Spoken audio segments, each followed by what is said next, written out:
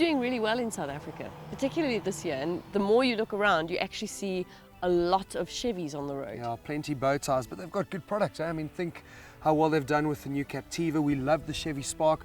Love the Cruise. Orlando was a great drive as well. But it seems like all this we doing well in South Africa has given them heaps of bravado because they've come out fighting with the Sonic. Yeah, all new, just launched, and basically they're throwing the gauntlet down to the VW Polo.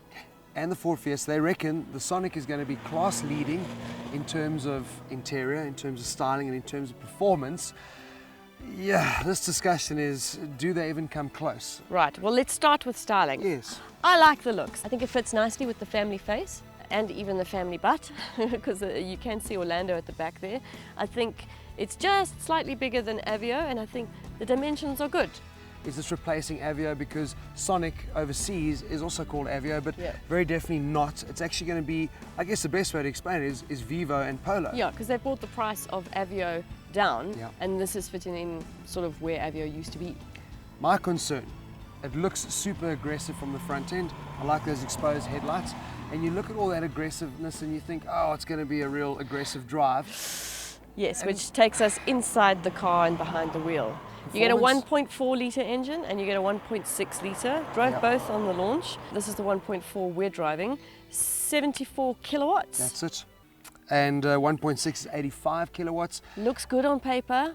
It's more powerful on paper than Yeah. the VW Polo. So I think they're ticking the boxes in terms of the paperwork. Yes. But the deliverable for me is just actually quite disappointing. As you say, they created a lovely looking body and forgot to put an engine in. The engine's there. I mean, look, you've driven 1.6, obviously 1.4 up here. You know you're going to have to rev it. But for Yeah. me, I just find that the response in that engine is so high that you literally do have to take it to 6,000 to get anything out of it.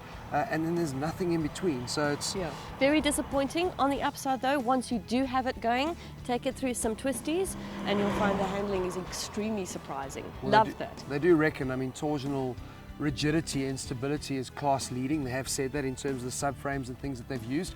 And I suppose it's important because this is a big deal for them, because the first time we're getting to see what the new small GMs are going to look like, because this platform, the Gamma platform, front wheel drive, is what's going to be sold in 50 countries, and they're hoping to do about 2.4 million Around the world. vehicles based off this platform. So it's a big deal for them. It is. It's quite interesting though how it fits between Cruise and Spark, because you've got Spark elements on the center The box. digital the analog display exactly. all in one. Sorry, You I like was- it?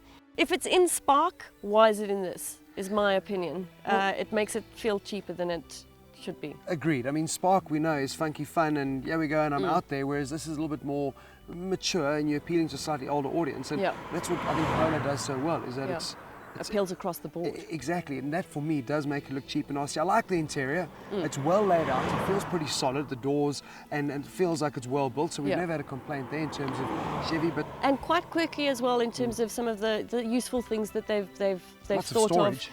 Lots of storage space, 2 separate cubby holes. The car we're driving also has the comfort pack option on it, which is 7,500 Rand. For that you get Bluetooth, you get storage space under the passenger seat, you get cruise control, you get satellite controls on the steering wheel. 6-speaker sound system. So, but generally even without that it's quite nicely spec'd. Yeah, it is. I mean, but GMs generally are. I think the important thing in this segment of the market, the consumer's looking for obviously price, safety, and to an extent with this car, styling. Well, let's start with price, because I mean, starting at 155, going up to just over 170, I don't think it's badly priced at all, but I No. think if they really wanted to take the battle to what I feel are overpriced, the Polos and the Fiestas, they needed to be a bit more aggressive in terms of their pricing. I think it's really where safety is concerned, this car's got to cover, because it comes with 4 airbags, ABS, EBD, no traction because it's kind of built in. Well, do you need the traction? I mean, there's not really enough power to actually warrant any front wheel steer or torque steer at all, so Yeah. yeah. But it feels safe on the road. It does. I mean, in terms of the drive, no problem with it.